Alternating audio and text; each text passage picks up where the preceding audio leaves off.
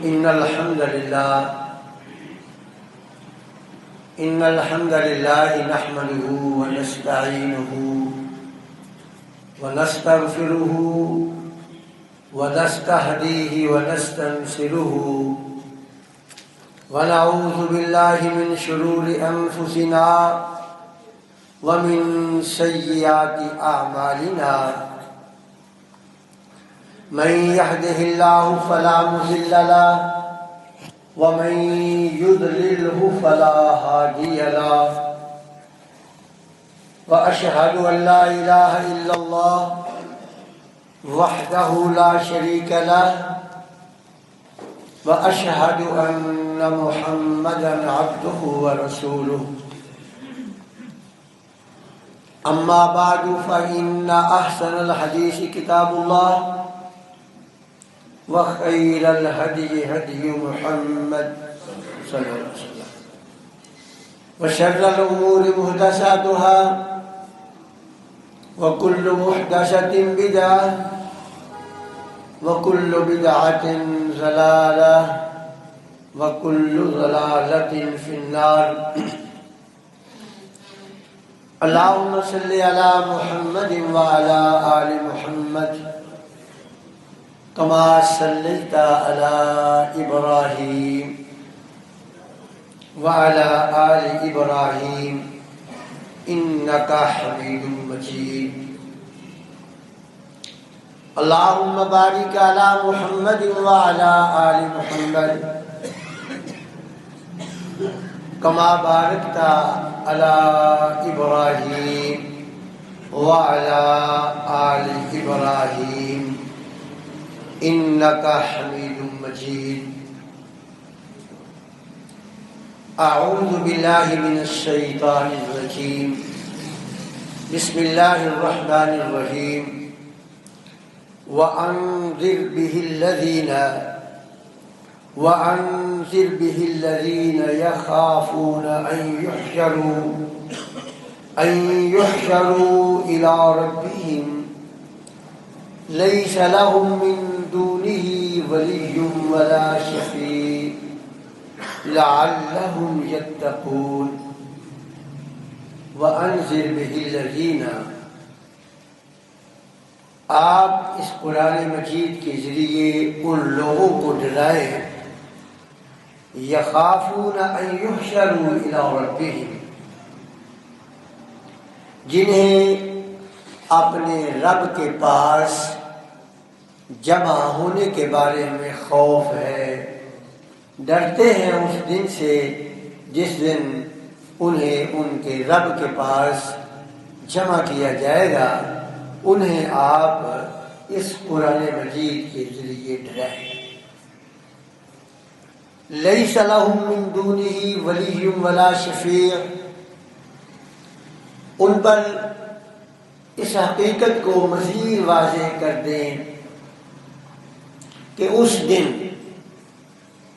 ان کے لیے کوئی دوست، کوئی کارساز نہ ہوگا اور نہ ہی کوئی شفاعت کرنے والا سفارشی ہوگا. لعلہم یتقون، تاکہ وہ اللہ رب العزت سے مزید ڈر جائیں. آیت بڑی قابل غور ہے،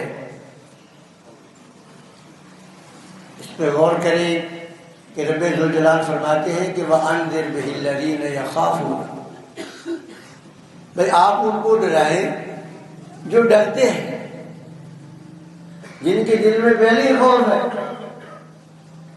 کہ ہم نے ایک دن اللہ کے حضور پیش ہونا ہے. جن کے دل میں یہ ڈر ہے نا، ان کو بتائیں.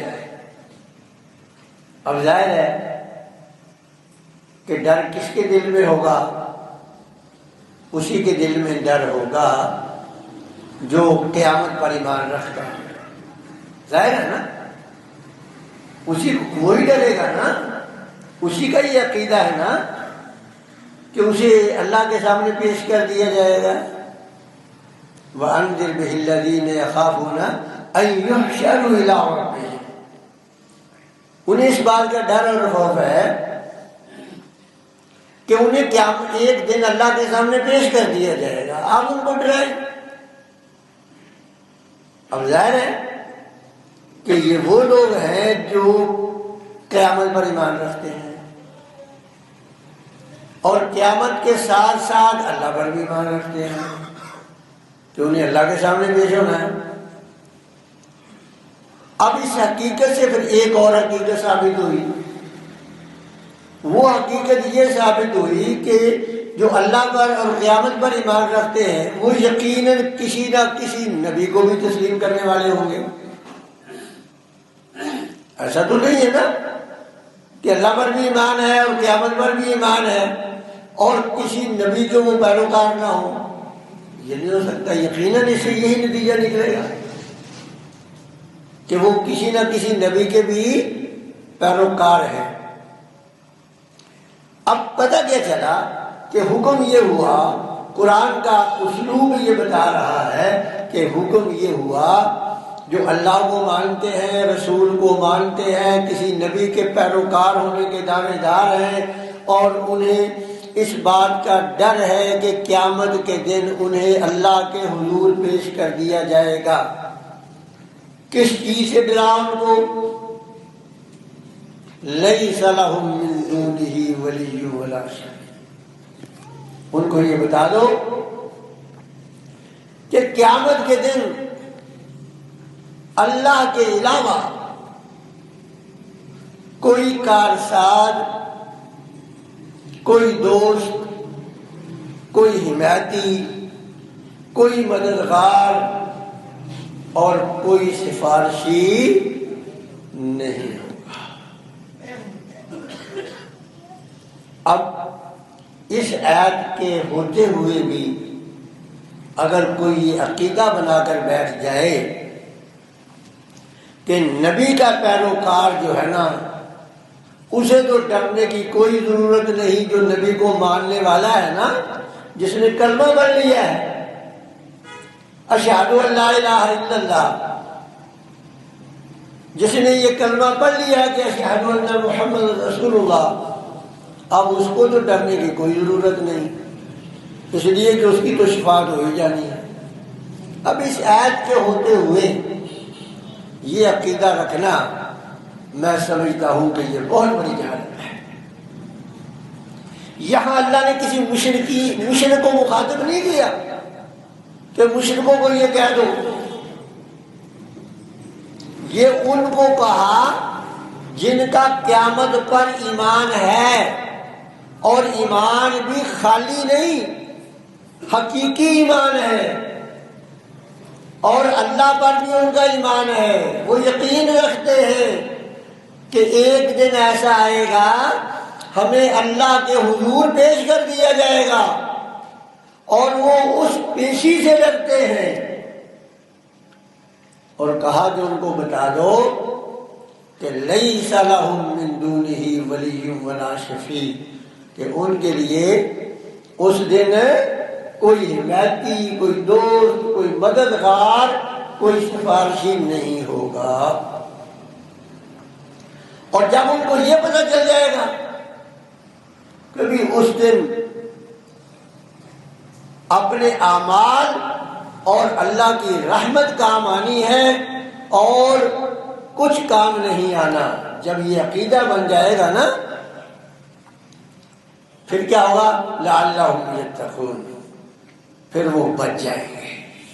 جس عذاب سے وہ خوف زدہ ہے پھر وہ اس عذاب سے بچ جائیں گے اگر ان کے اندر یہ عقیدہ بھی پیدا ہو جائے کہ اس دن لا تزر وازرۃ وزر اخری. ایسا نہیں ہوگا کہ کہہ دے کہ عیسیٰ علیہ السلام نے تختہ دھار پہ لڑک کر ہمارے گناہوں کا بوجھ اٹھا لیا ہے.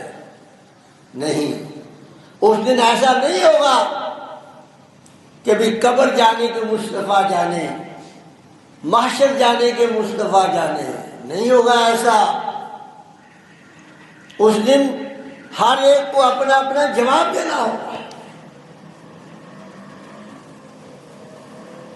اور پھر اس قرآن مجید میں اس کی بھی وضاحت ہے کہ اگر کہیں شفاعت کا تذکرہ ہے تو فرمایا قل للہ الشفاعۃ جمیعا، ان کو بتا دو کہ شفاعت کا اختیار صرف اور صرف اللہ کے پاس ہے، اس کی مرضی کے بغیر کوئی شفاعت نہیں کر سکے گا۔ شفاعت کرنا تو بڑے دور کی بات ہے، اپنی مرضی سے اس کی اجازت کے بغیر وہ اپنے بارے میں بھی کچھ نہیں کہہ سکے گا۔ لا یتکلمون الا من اذن له الرحمن، کوئی کلام نہیں کرے گا جب تک اسے رب ذوالجلال بولنے کی اجازت نہیں دے گا، اور جب بولنے کی اجازت دے گا تو مشروط ہوگی، بولنے کی اجازت دے گا تو مشروط ہوگی۔ رسول اللہ صلی اللہ علیہ وسلم سے صحابی نے پوچھا، اللہ کے رسول صلی اللہ علیہ وسلم آپ قیامت کے دن اپنے کس قسم کے امتیوں کی شفاعت کریں گے؟ رسول اللہ صلی اللہ علیہ وسلم نے فرمایا، میں قیامت کے دن ان کی شفاعت کروں گا جو خالص اللہ کی بندگی کرتے رہے ہوں، ان کی شفاعت کروں گا، خالص اللہ کی بندگی جنہوں نے کی،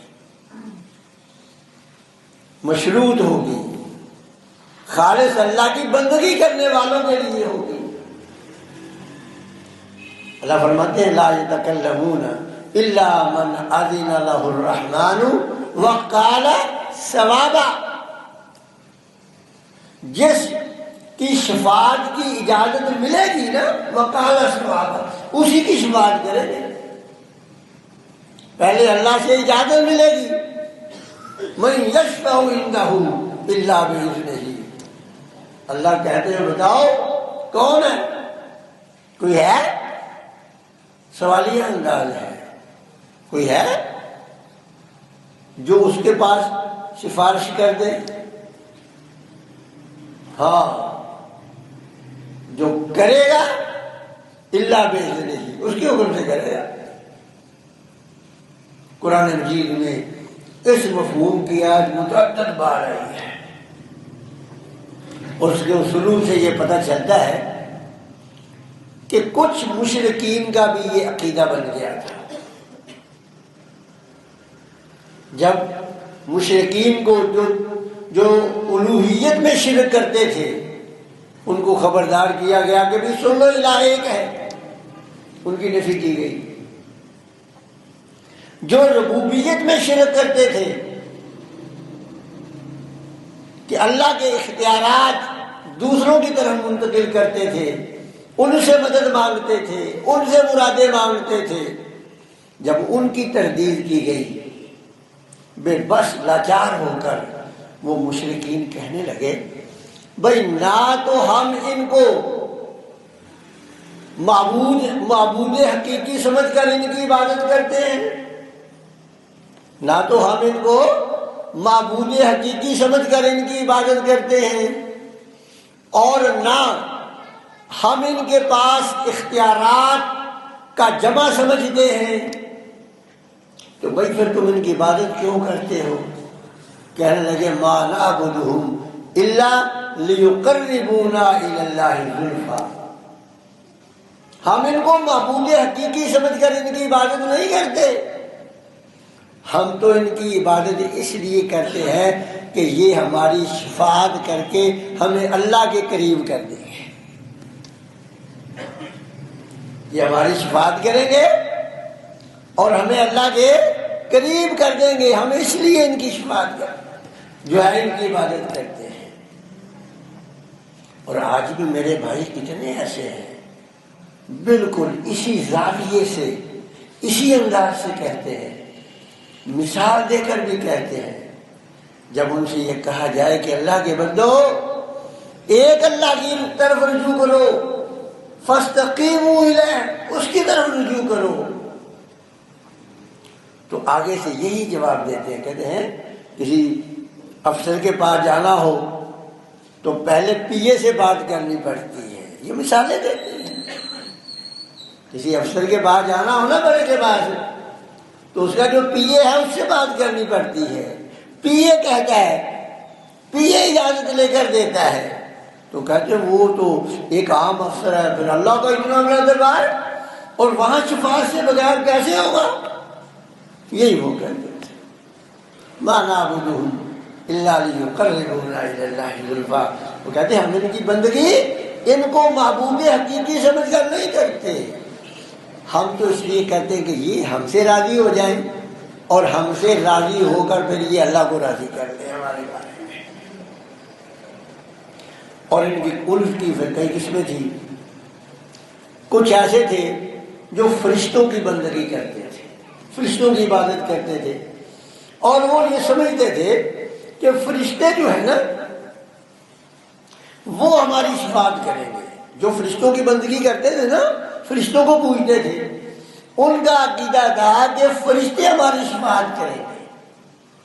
تو اللہ تعالیٰ نے فرمایا وَكَمْ مِن مَلَكٍ فِي السَّمَاوَاتِ، سن لو آسمانوں میں بڑے فرشتے ہیں۔ وَكَمْ مِن مَلَكٍ فِي السَّمَاوَاتِ، آسمانوں میں بڑے فرشتے ہیں، لا تغنی شفاعتہ شیئا۔ سن لو وہ فرشتوں کی بندگی کرنے والوں، سن لو، بڑی تعداد ہے فرشتوں کی، سارے مل کر بھی وَكَمْ مِن مَلَكٍ، کم جو ہے یہاں خبریہ ہے، اور عربی کا یہ قاعدہ ہے کہ جب کم خبریہ ہوتا ہے تو کثرت تعداد پر یہ دلالت کرتا ہے۔ اللہ نے فرمایا بڑے فرشتے، آسمانوں میں بڑے فرشتے ہیں، سارے مل کر بھی ایک بندے کی شفاعت کرے، اللہ فرماتے لا تغنی شفاعتہم شیئا، ان کی شفاعت سب کی مل کر بھی ایک معمولی درجے کا بھی کام نہیں دے سکتی۔ ہاں الا من بعد ان یأذن اللہ، الا من بعد ان یأذن اللہ، ہاں اللہ اجازت دے دے اگر کسی فرشتے کو، بھائی تو اس کی شفاعت ہے کر لے، اللہ اگر اجازت دے دے، اور اجازت دینے کے بعد لمن یشاء ویرضی، اور اللہ کس کے بارے میں شفاعت کرنے کی اجازت دے گا؟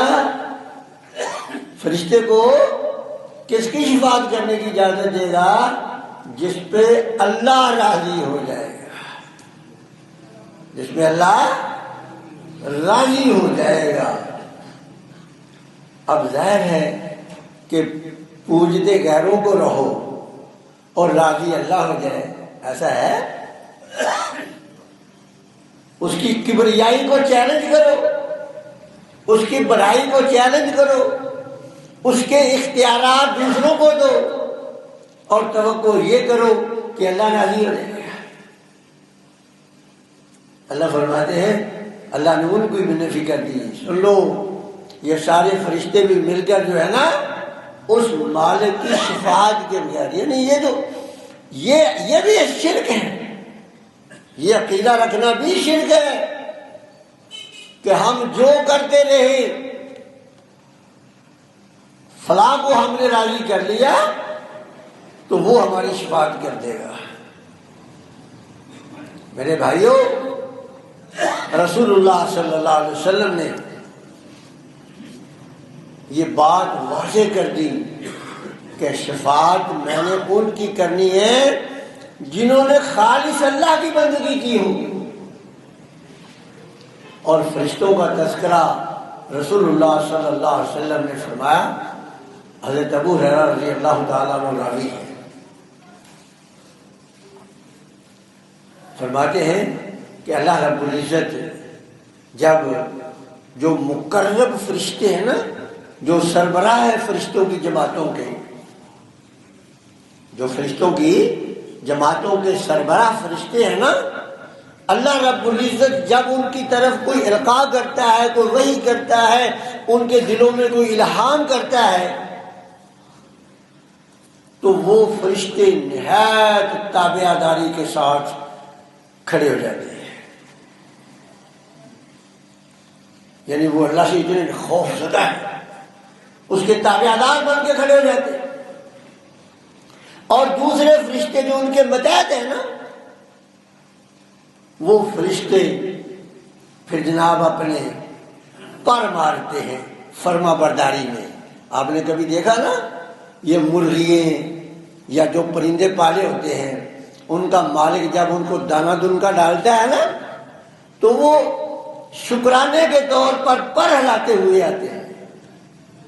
تو فرشتے جو ہے نا، وہ اطاعت و بندگی میں شکرانے کے طور پر، اطاعت و فرما برداری کے طور پر اپنے پر جو ہے نا وہ ہلاتے ہیں. رسول اللہ صلی اللہ علیہ وسلم نے فرمایا کہ جب وہ اپنے پروں کو ہلاتے ہیں نا، تو ایسی میٹھی میٹھی آواز آتی ہے جیسے کہ نرم زنجیر صاف پتھر پر بجتی ہے نا، تو میٹھی میٹھی سرور والی آواز آتی ہے. اس طرح کی آواز ان کے فرشتوں کے پروں سے آتی ہے. اور جب یہ القاء ختم ہو جاتا ہے، اور جب تک یہ القاء رہتا ہے، اس وقت تک وہ اطاعت و فرما برداری میں پر بھی ہلاتے ہیں، اور اس کے ساتھ ساتھ ان پہ گھبراہٹ بھی طاری رہتی ہے. اور جب یہ وحی کا سلسلہ ختم ہو جاتا ہے، حتیٰ اذا فزع عنہم، اور وہ جو گھبراہٹ ہے وہ ختم ہو جاتی ہے. جب گھبراہٹ ختم ہوتی ہے نا، تو وہ جو متحد فرشتے ہیں نا، قالوا ماذا قال ربکم، وہ کہتے ہیں اپنے سردار فرشتوں سے کہ رب نے کیا کہا ہے. وہ اب آپ اندازہ لگا لیں کہ فرشتے رب ذوالجلال کے کتنے مقرب فرشتے ہیں. قیامت تو جب آنی ہے، وہ اس وقت کیا حال ہوگا وہ تو بعد کا مسئلہ ہے. ابھی صرف رب ذوالجلال کا حکم ان کی طرف آ رہا ہے، اتنے ڈرے اور خوف زدہ ہیں، گھبراہٹ میں ہیں. اور جب یہ القاء ختم ہو جاتا ہے نا، تو رب ذوالجلال فرماتے ہیں حتیٰ اذا فزع عنہم، جب گھبراہٹ ختم ہوگی تو ماذا قال ربکم، پھر کہتے ہیں کہ بھی رب نے کیا کہا ہے. اپنے سرداروں سے پوچھتے ہیں، وہ کہتے ہیں کہ بھی آپ کے رب نے قال الحق، آپ کے رب نے نا جو حق ہے، سچ ہے، وہ بات کر دی ہے. اور وہ کیا ہے؟ وَهُوَ الْعَلِيُّ الْكَبِيرُ، وہ بڑا بلند و بالا ہے، وہ بہت بڑا ہے. رسول اللہ صلی اللہ علیہ وسلم نے فرمایا کہ وہ جو جب یہ فرشتے آپس میں گفتگو کرتے ہیں نا، یعنی متحد فرشتے اپنے سرداروں سے جب یہ پوچھتے ہیں نا، تو یہ جو شیاطین ہیں نا، یہ بھی ایک دوسرے کے اوپر چڑھ کے وہاں آسمان کے قریب جا کر کان لگاتے ہیں. اور اگر تو وہ ستارہ شہابیہ جو آپ دیکھتے ہیں رات کو چلتا ہے، یہ رات کو تو چونکہ سورج نہیں ہوتا نا، اس لیے ہمیں نظر آتے ہیں نا، ویسے تو یہ دن میں بھی رات میں بھی مسلسل یہ کام ہو رہا ہے. تو وہ شہابیہ جب اس کو لگتا ہے نا، یہ اسی مردود کو لگتا ہے جو وہ فرشتوں کی آپس میں گفتگو سننا چاہتے ہیں. اچھا، اب ان کو بھی یہ پتہ، آپ اندازہ لگائیں کہ شیطان جو ہے وہ اپنے کام کے لیے کتنا سرگرم ہے باطل پرست، ہے جھوٹا، ہے مکار، لیکن اپنے کام میں کتنا سرگرم ہے. ایک دوسرے کے اوپر چڑھے ہوئے ہیں بات کو سننے کے لیے، اور ان کو یہ بھی پتا ہے کہ اگر یہ شعبیہ آیا تو جو سب سے اوپر والا ہے نا وہ مارا جائے گا. وہ مجھے اور آپ کو گمراہ کرنے کے لیے، انسانوں کے عقیدوں کو خراب کرنے کے لیے دیکھو قربانی کے بکرے بنتے ہیں۔ ان کو پتا ہے شادیہ آ گیا تو خیر نہیں ہے ہماری، لیکن بعض پھر بھی نہیں آتے، اور پتہ نہیں 24 گھنٹوں میں کتنے ہزار مارے جاتے ہیں وہ، لیکن بعد نہیں آتے۔ رسول اللہ صلی اللہ علیہ وسلم نے فرمایا کہ اگر تو اس شعبیہ آنے سے پہلے اس خبیث نے جو اوپر سنا تھا نا، وہ جس طرح آپ دیکھو نا جو لوگ کمپیوٹر پہ کام کرتے ہیں وہ ساتھ ساتھ سیو بھی کرتے جاتے ہیں نا، بھی محفوظ ہوتا چلا جائے، وہ بھی اسی طرح ہی کرتا ہے، جتنی بات سنی فوراً نیچے، جتنی سنی فوراً نیچے۔ اب اگر اس نے جو ہے وہ شعبیہ آنے سے پہلے کچھ سنا اور نیچے بھیج دیا، وہ نیچے والا جو ہے نا ایک اوپر کی بات ایک اپنی ملا کے 2، پھر 2 کی 3، پھر 4، پھر 5، پھر اسی طرح آتے آتے وہ کاہن تک نا ایک بات سچ اور 100 سے زیادہ جھوٹ ہو جاتی ہے، ہر ایک نے ایک نہ ایک ملائی ہوتی ہے، اور پھر آ کر یوں ہی بعضهم الی بعض زخرف القول کو، پھر وہ جو ہے نا ان کو بتاتے ہیں، یہ جو نجومی یہ ادھر ادھر یہ بیٹھے ہیں نا گندے مندے، ان کے پاس آتے ہیں، پھر کتنے صاف ستھرے کپڑوں والے کاریں گاڑیاں والے جا کر جو ہے وہ پوچھتے ہیں نمبر، بابا جی نمبر بتا دیں کیا ہے، یہ وہی مکاری ہے۔ اب ظاہر ہے کہ ان وہ 100 باتوں میں سے کسی کو کوئی نمبر بتا دیا، کسی کو کوئی بتا دیا، کسی کو کوئی بتا دیا، اب 200 300 400 بچایا کوئی ایک تو لگے گا ہی نا، کیوں جی کوئی ایک آدھ تو لگ ہی جائے گا نا۔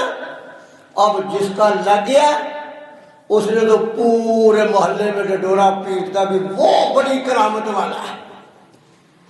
اب اندازہ لگائیں کہ آپ میرے اور آپ کے ایمان کو خراب کرنے کے لیے شیطان اپنی جان پیش کر دیتے ہیں کہ بھئی تاکہ ان کو یہ جنت میں نہ چلے جائیں، اور ہم اور آپ حق پر ہونے کے باوجود اتنے غافل ہیں کہ تھوڑی سی تکلیف آ جائے نا، تھوڑی سی تکلیف آ جائے، 1 2 3 ڈاکٹروں کے پاس گئے، اس کے بعد پھر ہم خود ہی آگے والی بات بنا لیتے ہیں۔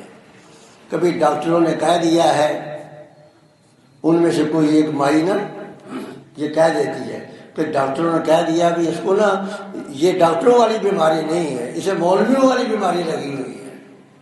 کیوں نہیں ڈاکٹر صاحب؟ یہ یہاں ہمارے پاس 2 ڈاکٹر بیٹھے ہیں، میں آپ ان سے پوچھ لیں یہ کبھی نہیں کہیں گے کہ بھی ان کو ڈاکٹروں والی بیماری نہیں ہے، ساری دنیا کہہ دے پر یہ نہیں کہیں گے کہ ڈاکٹروں والی بیماری ان کو نہیں ہے، ان کو مولویوں والی بیماری لگی ہوئی ہے۔ بات پھر ادھر سے دوسری طرف کام شروع ہو جاتا ہے۔ اللہ سے دعا ہے کہ اللہ تعالی ہمارا عقیدہ صحیح فرما دے۔